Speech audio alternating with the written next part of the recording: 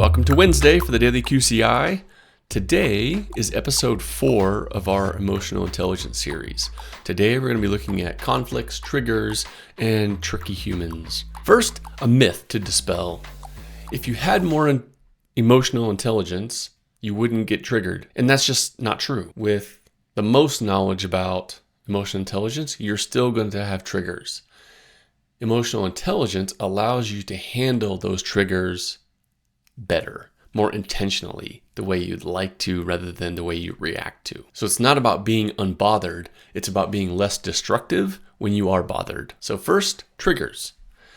These are emotional landmines left by past experiences, unmet needs, or armor for your ego that's being pummeled. They're the fast forward button for your nervous system. So an example, a teammate interrupts you. You feel disrespected. You then snap or shut down. So you're not being rude, you're triggered. So learning about that process, what happens to you in the process, and how you can deal with it is building your emotional intelligence muscle. One key way in uncovering these is to journal them.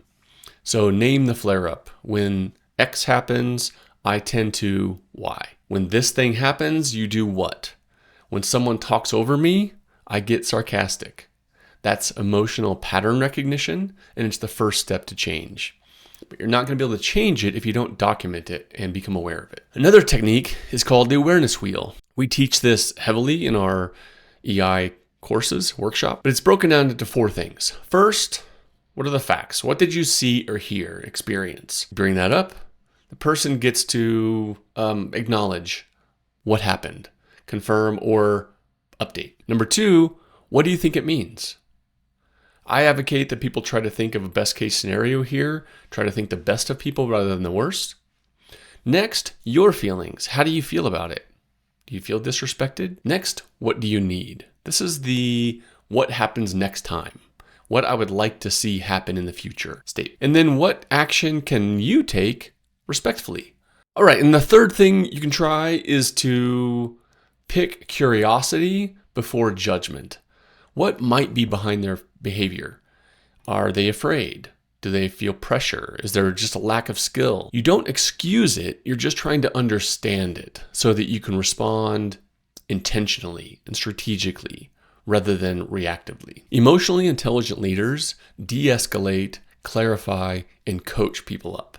They don't take things personally, or if they do, they're able to handle it and respond as a leader, not as a reactor. They hold people accountable without losing the relationship.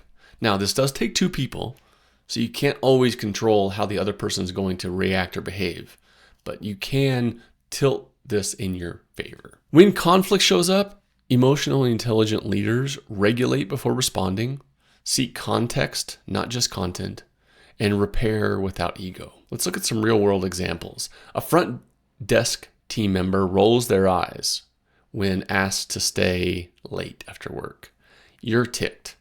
Instead of scolding in front of others, try saying, I noticed your reaction. Can we talk for a minute? You learn that she's dealing with a sick parent. Now you're solving the real issue. Example number 2. A partner in your practice avoids hard conversations. Instead of assuming they don't care, you say, I've noticed you've been dancing around this. What's going on for you? You're trying to bring in psychological safety and accountability in order to make progress. Your task for today, pick one tricky person or experience in your life. Next time that you're activated, try to pause and ask, what is my pattern here? And what would a better version of me do instead? Keep questioning, creating, and inspiring. See you tomorrow.